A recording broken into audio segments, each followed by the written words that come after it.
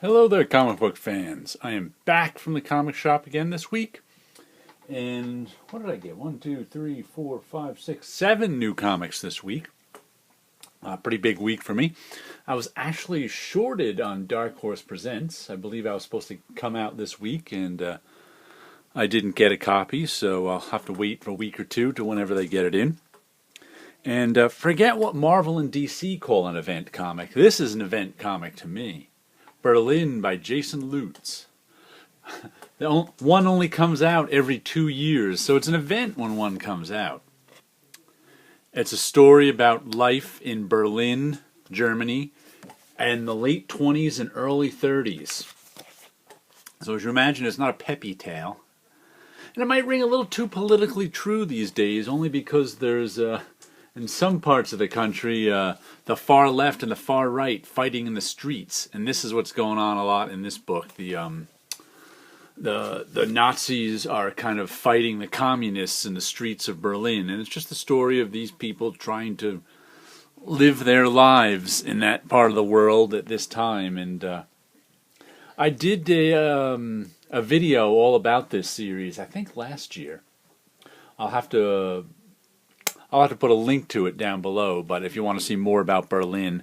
But it's one of my favorites. Like I said, an issue only comes out every 2 years, so it takes them a long time to get the trades put together of it, which they do eventually. There's 2 collected editions, I think, if I remember correctly. Maybe 8 issues apiece or something like that, but really worth tracking down. I doubt you can find the individual issues anywhere but eBay. But you can find the collected editions on Amazon, so give it a read.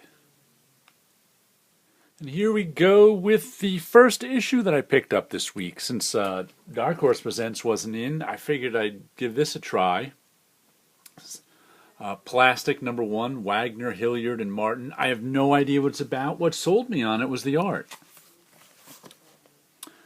I really liked the way the art looks in it, and it kind of intrigued me that it's not a full bleed book. Almost all comics are full bleed these days, which means the artwork goes all the way to the edge of the paper instead of things being in panels. And I was like, you know what?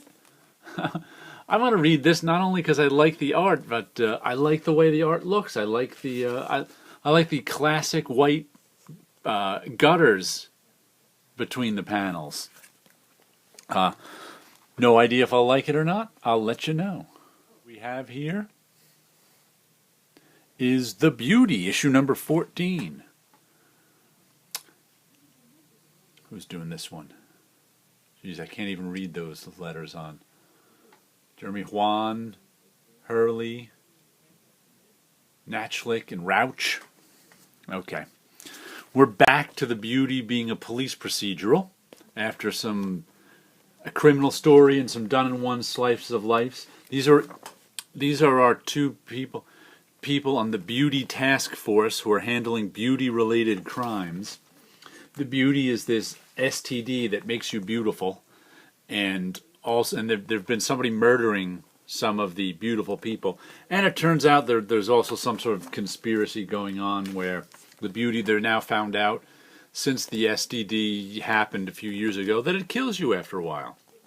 So I think last issue, or maybe the issue before, was I can't remember which, was the first part of our police procedural. This is how the book started. Then it went into different stories, but I'm enjoying it.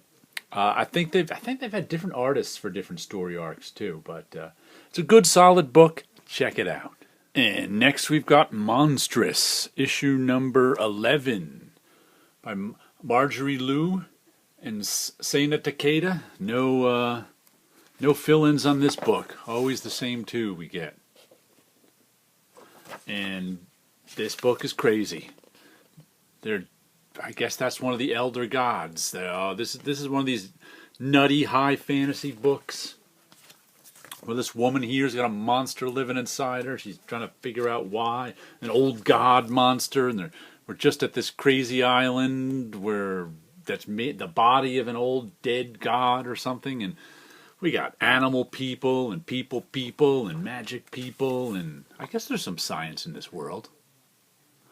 But it's a lot of fun. Very interesting story. Let's see, who do we have on this cover here? Oh, these were the See how they look all pretty there? They're not. They grow big long fangs. But I think did they get eaten? I can't remember if they were the ones who got eaten by the bigger monsters or they turned into the bigger monsters. Either way. Lots of monsters to deal with in this book. After all, it is called Monstrous. You got to expect some monsters.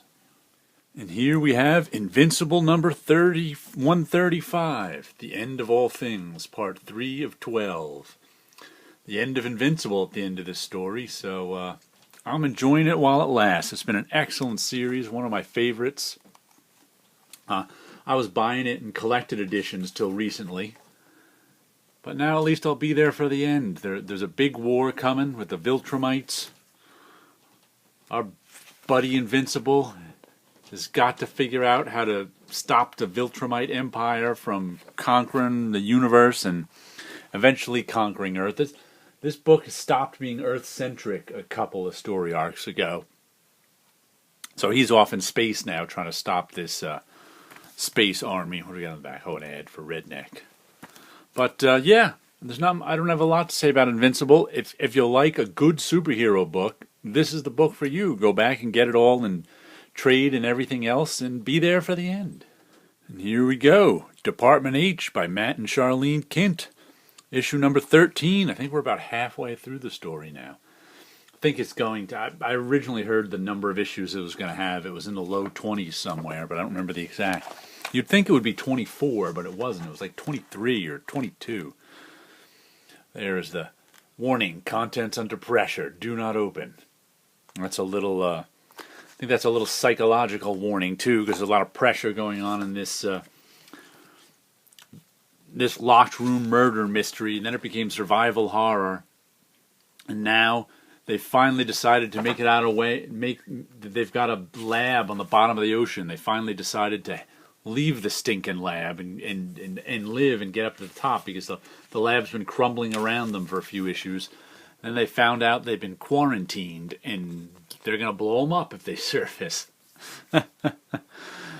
So back down to the falling apart lab they went, into this pressure cooker of survival, and one of them among them, at least, who knows, maybe they teamed up, is a murderer. Maybe they'll Orient Express us, and they'll all be murderers. But anyway, you cut it. Department H is a lot of fun. It's I like Matt Kint when he's drawing his own stories. I really do. I mean, I've read some of his other Valiant stuff and haven't been thrilled with it, but when he's doing the whole process, it's really, really good. So check out Department H. And our last book of the week is Injection. Ellis Shalvey and Belair, as she digs down into the hole. Last issue ended. I guess it was a cliffhanger. She's like, we got to dig a hole, and there she is digging the hole. I guess we got a cliff digger. This book is really hard to explain. Twilight Zone-ish, weird, strange forces at work in the world. They're trying to figure out what's going on. It kind of, you know what, now that I think about it, it kind of reminds me of Planetary, only without the superhero angle, without the pop culture angle. It's more like the real world is this weird. And all these people, both private citizens and some of them working for government and big business, are trying to figure out what the heck's going on in the world. But much like Matt Kint, I enjoy Warren Ellis's indie work, but not so much his big two work, which is strange because I always liked his work at Wildstorm, but I read the first two issues of his now Wildstorm book and was like, eh. But Injection's really been good for me. That's a nice cover. I gotta say, nice sky, nice purple standing stones, nice purple ground. Do we have we have the logo on the back. But yeah, I'd say this might be my, just going through these now, this might be my cover of the week. Just a woman digging a hole, and they did a really nice job of it. And now I'll show you some of my background art. I probably actually showed you some of these a couple of years ago, but I stumbled onto them again today.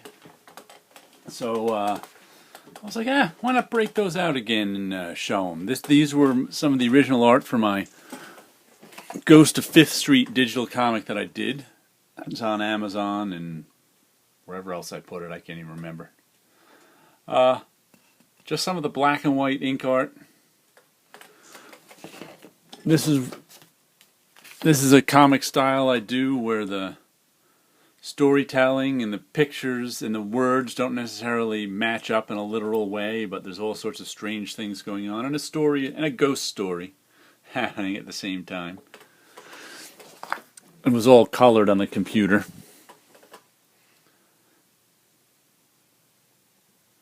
A few different people looking at you. A corset with an eye. Giant polka dot hand. Spaceship. All sorts of fun stuff going on. But just since I stumbled onto those again today, I figured I'd drag them out and show them to you. So you guys all have a good week out there.